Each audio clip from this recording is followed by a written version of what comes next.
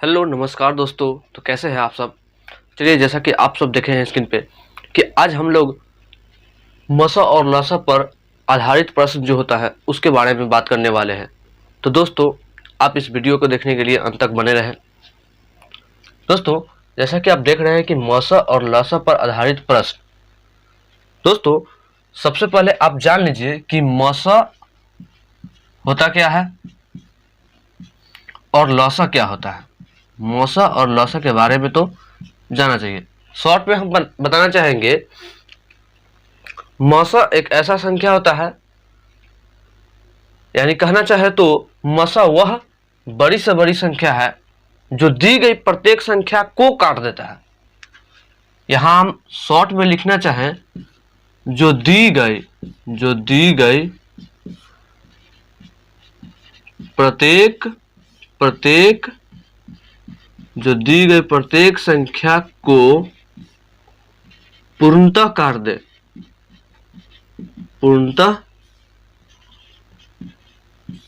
दे। यानी कि मसा वह बड़ी से बड़ी संख्या होती है, दो या दो से अधिक, वह बड़ी से बड़ी संख्या होती है जो दी गई प्रत्येक संख्या को पूर्णतः काट देती है। अगर मान लीजिए एग्जाम्पल के तौर पर अगर हम ले लेते हैं, यहाँ पे 12, 15 और 18 ले लीजिए। 12, 15, 18 आपको कहेगा कि इसका मसा निकालिए। तो आपको हम बताए थे, अगर शॉर्ट ट्रिक इसका बनाना चाहे तो किस तरह बनाएंगे। सबसे छोटा संख्या पकड़ेंगे। अगर सबसे छोटा संख्या पकड़ेंगे, कौन है इसमें, 12 है। इसको आप दो तरह से काट लीजिए। इसको काट सकते हैं आप 3 चौका 12। अब बताइए, सबसे पहले तो आप देखेंगे कि सबसे छोटा संख्या 12 है। 12 क्या सभी को काट रहा है? नहीं काटेगा। अब क्या कीजिएगा, इसका फैक्टर तोड़ लीजिएगा। ठीक है, 3 चौका 12। अब बताइए, क्या 3 जो है सभी को काट देगा? जी काट देगा एकदम। 4 काट देगा सबको? नहीं काटेगा। तो यही आपका मसा हो जाएगा। क्या हो जाएगा? इस सभी का मौसा जो है आपका 3 होगा। तो आप शॉर्ट फॉर्म में जान लीजिए कि जो दी गई प्रत्येक संख्या को, यही पे आपका आंसर बनेगा। जो दी गई प्रत्येक संख्या को, मतलब कहने का है कि आपको 2, 4 संख्या दिया जाएगा, उसको जो संख्या काटेगा, मतलब यहां पे 3 संख्या दिया गया था, ठीक, इसको जो भी संख्या काट देगा पूरा वही इसका मसा होगा। तो आप बताइए, इसमें 3 तो सबको काट देगा, 4 नहीं काटेगा, इसलिए 4 नहीं होकर क्या होगा, 3 होगा आपको। चलिए, अब इसके बारे में जान गए। अब लसा के बारे में जान लीजिए। लसा क्या होता है? जो दी गई प्रत्येक संख्या से कट जाए। अब देखिए, यहां पे तो 2-3 संख्या दिया था और इसको काटने वाला कोई छोटा एक संख्या आया। ये बड़ी से बड़ी संख्या है और काटने वाला कोई छोटा संख्या आया। ठीक है, अब आपको कोई संख्या दिया होगा और उससे वह अगला संख्या जो है कट जाएगा। मतलब जो दी गई प्रत्येक संख्या से कट जाए। यहाँ पे शॉर्ट में लेना चाहे तो आप ले सकते हैं, जो दी गई प्रत्येक संख्या से पूर्णतः कट जाए। जो दी गई प्रत्येक संख्या से, यहां पे ध्यान दीजिए आप, से और को, जो दी गई प्रत्येक संख्या को काट दे, मतलब इस सभी संख्या को जो काट देगा वही आपका मसा होगा। जो दी गई प्रत्येक संख्या से कट जाए, मतलब से यानी द्वारा कट जाए। जैसे कि मान लीजिए, अगर हम यहां ले 4, 6, 10, अब इस तीनों से जो संख्या कट जाएगा वही इसका लसा होगा।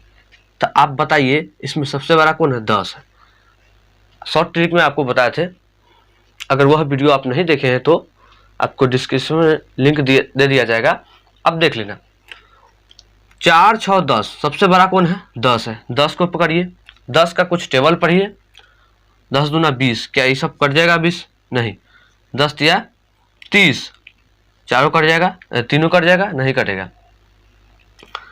आगे पढ़िए, 10 चौका 40। अब बताइए, 40 4 से कट जाएगा लेकिन 6 से नहीं। 10 पचे 50, नहीं कटेगा। 10 छक 60, 4 से कट जाएगा 60, 15 चौका 60 होता है, 14 यहाँ 60 होता है और 10 छक जी। तो इसका आपका जो लॉसर निकलेगा, इसका जो एलसीएम निकलेगा आपका 60 होगा। अब बताइए, जो दी गई प्रत्येक संख्या से कट जाए, ये ऐसा संख्या है जो इस सब से कट जाएगा, सब से, प्रत्येक से कौन कट रहा है? 60। यही आपका लॉसर होगा। अब हम इस पर कुछ प्रश्न देखेंगे, छोटा सा रिव्यू था, इसको आप हम दिखा दिए हैं। अब इसको आप समझने के बाद आप इस प्रश्न को आसानी से कर पाओगे। तो चलिए जैसा कि आप देख रहे हैं यहाँ पे, दो संख्याओं का गुणनफल बराबर एलसीएम गुने एचसीएफ होता है। आप तो यह शुरू से बचपन से ही पढ़ते आ रहे हैं जी। अब दो संख्याओं का गुणनफल है तो इसको आप लिख सकते हैं, क्या लिख सकते हैं? आप लिख सकते हैं एक संख्या गुने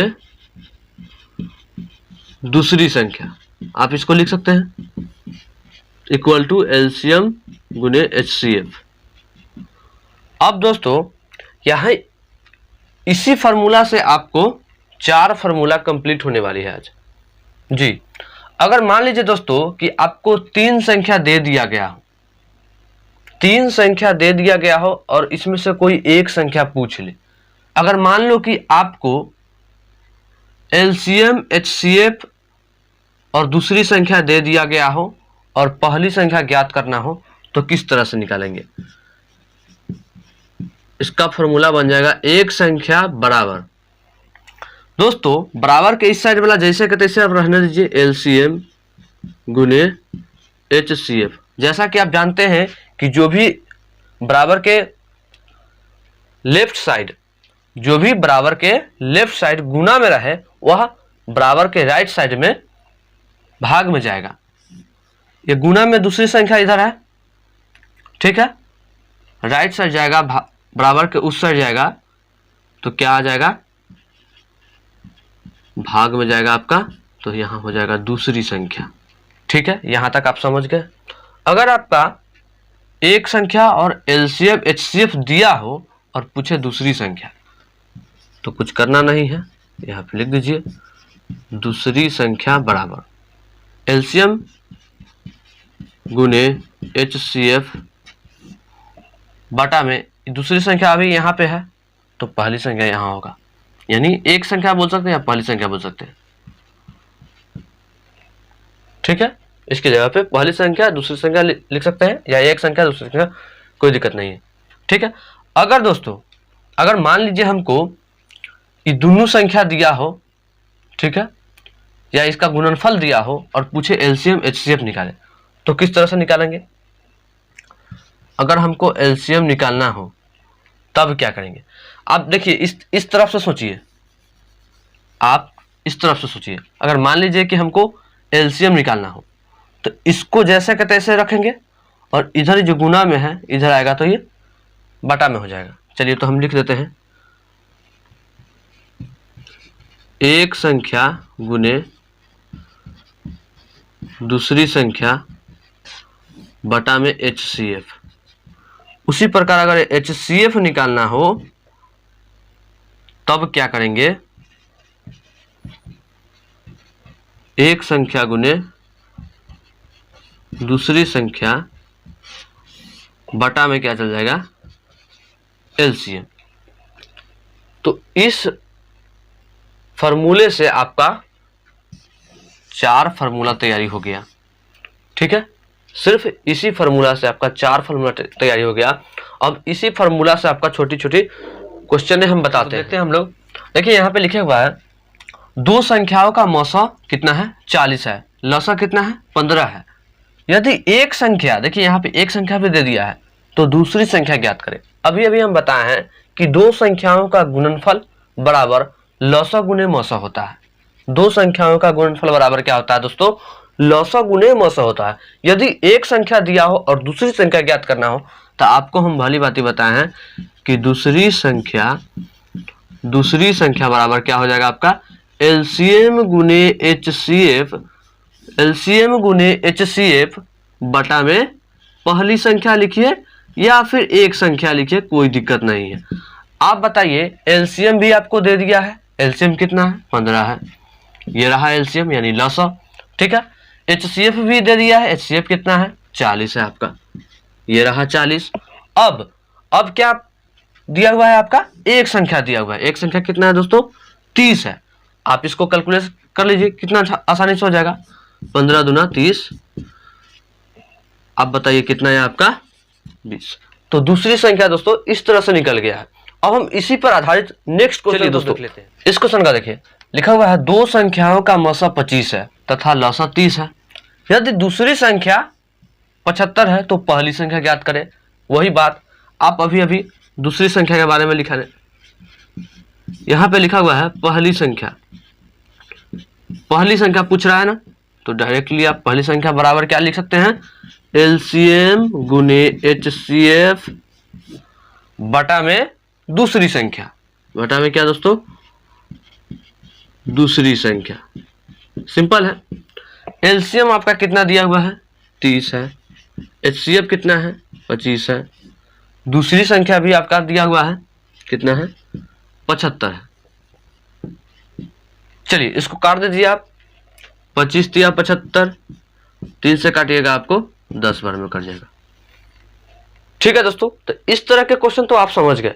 इस पे एक दो और क्वेश्चन देख लेते हैं। इस क्वेश्चन को देख लीजिए आप, लिखा हुआ है दो संख्याओं का गुणनफल कितना है 400 है और मौसा 20 दिया हुआ है, तो लौसा निकाले। दोस्तों दो संख्याओं का गुणनफल, दो संख्या का गुणनफल कहने का मतलब है इसमें दोनों संख्या मौजूद है, पहली संख्या गुणे दूसरी संख्या। आप लिखते थे ना पहली संख्या गुणे दूसरी संख्या, पहली संख्या गुणे दूसरी संख्या। कहने का मतलब है कि पहली संख्या गुणे दूसरी संख्या, ये दोनों का गुना करके ऑलरेडी आपको 400 दे दिया हुआ है। तो चलिए 400 लिख देते हैं, ऑलरेडी दोनों का दे दिया हुआ है। बराबर में आप क्या लिखते थे, एलसीएम गुणे एचसीएफ। आपको उसमें क्या दिया हुआ है, मौसा दिया हुआ है, तो क्या निकालने के लिए कह रहा है, लौसा कह रहा है। तो आप देख लीजिए यहाँ पे हम लिख देते हैं आपको एलसीएम गुणे एचसीएफ। इसी तरह था दो संख्या का गुणनफल बराबर एलसीएम गुणे एचसीएफ। आपको क्या निकालना है, यहाँ पे लौसा निकालना है, एलसीएम निकालना है। तो एचसीएफ आपको दे दिया गया है, इधर गुना में है, बराबर के इस साइड आएगा तो यानी भाग में आ जाएगा, यानी कि 400/20 बराबर क्या हो गया एलसीएम। काट दीजिए इसको, 20 से कट जाएगा, मतलब इसको आप उलट के भी लिख सकते हैं, एलसीएम बराबर 20, यही आपका आंसर हो जाएगा दोस्तों। तो चलिए दोस्तों हम चलते हैं। अब आप देख लीजिए यहाँ लिखा हुआ है कि वह बड़ी से बड़ी संख्या निकाले जिससे 98 और 134 में भाग देने पर प्रत्येक दशा में 8 शेष बचे। प्रत्येक दशा में क्या बचे दोस्तों 8 शेष बचे। अब बताइए यहाँ पे किस संख्या का बात कर रहा है, वह बड़ी से बड़ी संख्या। तो बड़ी से बड़ी संख्या का जो जिक्र होता है वह किस में होता है, मौसा में होता है या लौसा में होता है, आप बताइए। सबसे पहले आपको पता है कि बड़ी से बड़ी संख्या का जिक्र जो है आपको मौसा में होता है, मतलब यही से समझ में आ रहा है कि आपको मौसा निकालना पड़ेगा, ठीक है। कह रहा है कि वह बड़ी से बड़ी संख्या निकाले जिससे 98 और 134 में भाग देने पर प्रत्येक दशा में 8 शेष बचना ही, मतलब भाग जो देंगे ना आपको शेष क्या बच जाएगा दोस्तों 8 बच ही जाएगा। तो एक काम कर लीजिए 98 - 8 कर लीजिए, 134 - 8 कर लीजिए, क्योंकि कह रहा है प्रत्येक दशा में हमको 8 बचना ही चाहिए। अब क्या कीजिए, इसको घटा लीजिए, आपको आ जाएगा 90, इसको घटा लीजिए आपको आ जाएगा 126, ठीक है। अब क्या कीजिए, इसका मौसा निकाल लीजिए, मौसा निकालते हैं हम लोग, ठीक है। भाग विधि द्वारा मौसा निकाल लेते हैं। अब देखिए यहाँ पे 90 से लगाइएगा, एक मरतबे आपको लग जाएगा, ठीक है। घटाइएगा तो आपको कितना आएगा, ठीक है 6, 12 में से 9 गया 3,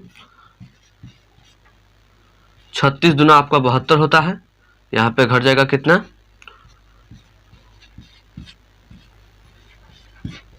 देखिए दोस्तों आपका मौसा यहाँ निकला क्या, यहाँ हम लिख देते हैं एचसीएफ आपका निकला 18, ठीक है। आपको इतना क्लियर है, 98 और 134 में भाग देने पर प्रत्येक दशा में 8 बचाना था, शेष बच रहा है। तो सबसे पहले हम इसको घटा लेंगे, घटा के हमको जो आएगा उसको क्या करेंगे, मौसा निकालेंगे। मौसा निकालने के बाद आप देखिए 18 आया।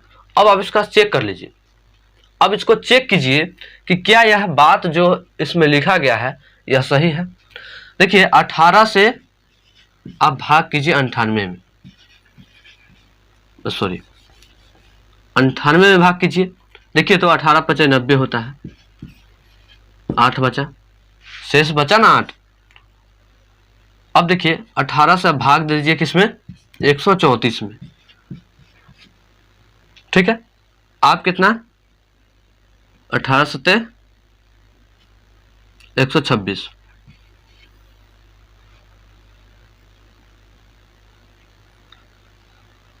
घटाइए कितना आएगा, 14 में से हो गया 8। मतलब कि प्रत्येक दशा में 8 बचे, वही आपका यहाँ पे प्रूफ करना था। चलिए दोस्तों हो गया। इस क्वेश्चन को भी हम लोग देख लेते हैं। लिखा हुआ है वह बड़ी से बड़ी संख्या निकाले जिससे 129 और 182 में भाग देने पर 4 और 7 शेष बचे। 4 और 7 बस करना कुछ नहीं है, इससे पहले जो हम बताए हैं वही काम करना है।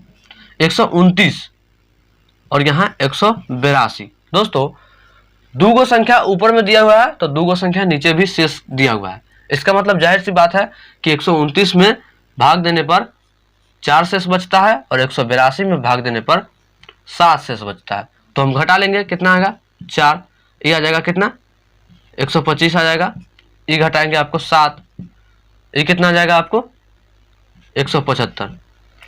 दोस्तों अब इसका हम मौसा निकाल लेते हैं, दोनों का निकाल लीजिए।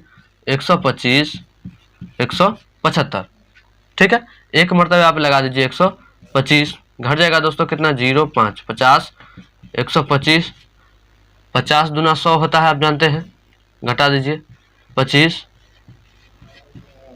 25 दूना 50। दोस्तों जाहिर सी बात है कि आपका जो इसका HCF आया है कितना आया है 25 आया है, ठीक है। अब कह रहा है कि बड़ी से बड़ी संख्या निकाले जो इतना इतना में भाग देने पर 4 और 7 बचता है। तो 25 से हम जांच कर लेते हैं। 25 से भाग कीजिए आप 129 में, 25 से भाग कीजिए आप 129 में भाग कर लीजिए। अब देखिए 25 से भाग कीजिएगा तो आपका क्या मतलब लगे, 25 × 5 125 होता है, आपको पता है। घटा लीजिए कितना आया 4 आया। देखिए 129 से भाग देने पर 25 से भाग देने पर 129 में आपका कितना बचा 4 बचा।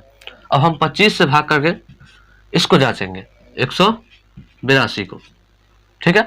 125 × 7 175, कितना बच जाएगा आपका 12 में से 5 गया 7। देखिए तो अब यहाँ पे 182 में भाग देने पर कितना शेष बचा 7 बचा। तो आपका ये प्रूफ हो गया।